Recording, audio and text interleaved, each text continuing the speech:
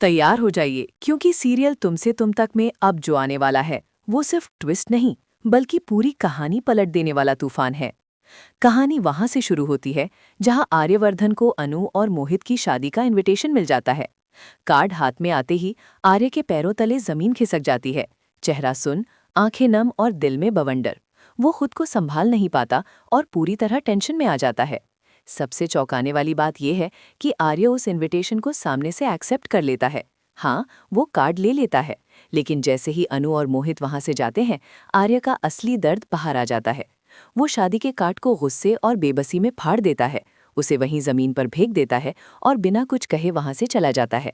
इसके बाद जंडे एक बार फिर आर्य को संभालने की कोशिश करता नजर आएगा। वो समझाने की पूरी कोशिश करेगा, हिम्मत बंधाने की कोशिश करेगा, लेकिन इस बार कोई फायदा नहीं होगा क्योंकि आर्य अब कुछ और ही ठान चुका है। अब सीरियल में आर्य एक बहुत बड़ा और खतरनाक स्टेप उठाने वाला है। जैसे उसने पहले नील के बारे में सच्चाई निकलवाई थी, वैसे ही अब वो मोहित की पूरी कुंडली खंगालने वाला है।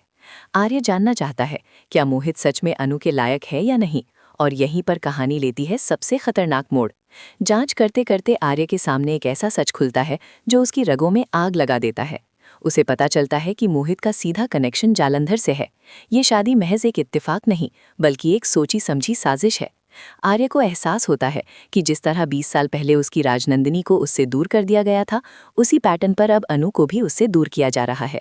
ये शादी सिर्फ इसीलिए करवाई जा रही है ताकि अनु हमेशा के लिए आर्य की जिंदगी से बाहर हो जाए। और यहीं आर्य ठान लेता है, इतनी आसानी से मैं ये सब होने नहीं दूंगा। वो कसम खा लेता है कि जालंधर को वो छोड़ेगा नहीं और इस शादी को रोकने के लिए वो किसी भी हद तक जाएगा। आने वाले ट्रैक में देखने को मिलेगा कि आर्य मंडप तक पहुंच जाएगा और सबके सामने सारी सच्चाई का पर्दाफाश करेगा।